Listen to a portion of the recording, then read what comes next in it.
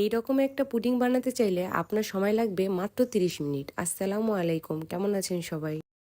আমি এখানে half litre দুধ নিয়েছি। আপনারা চাইলে 1 লিটার দুধকে জাল করে হাফ লিটার করে নিতে পারেন।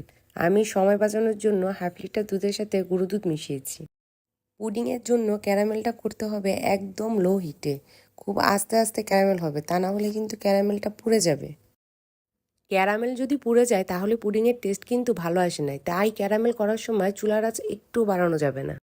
পুডিংয়ের মিক্সচার রেডি করার আগে চুলায় পানি বসিয়ে দিবেন পুডিং স্টিম করার জন্য। দুধটা একটু ঠান্ডা হওয়ার পর গুঁড়ো দুধ দিয়ে খুব ভালোভাবে মিশিয়ে নেবেন। ভিডিওর স্ক্রিনে প্রত্যেকটা উপকরণের মাপ আমি লিখে দিয়েছি। দুধটা যখন কুসুম গরম হবে এই রকম হাত দিয়ে ধরা যাবে তখন একটি একটি করে ডিম দিয়ে মিক্স করে নেবেন। আমার ভিডিওটি ভালো লাগলে অবশ্যই আমার চ্যানেলটি সাবস্ক্রাইব করবেন। আমি ভিডিও ছাড়ার সাথে সাথে নোটিফিকেশন পাওয়ার জন্য পাশে থাকা বেল আইকনটি চাপ দিবেন।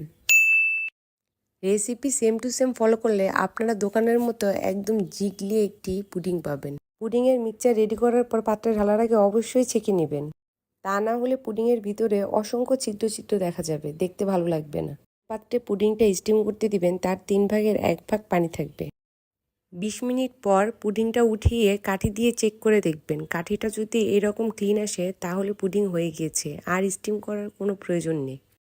ওভার স্টিম করবেন না, তাহলে কিন্তু পুডিং শক্ত হয়ে যাবে, খেতে ভালো লাগবে না। পুডিংটা চুলা থেকে নামিয়ে 7-8 ঘন্টা ফ্রিজে রেখে দিবেন পুডিংটা সেট হওয়ার জন্য।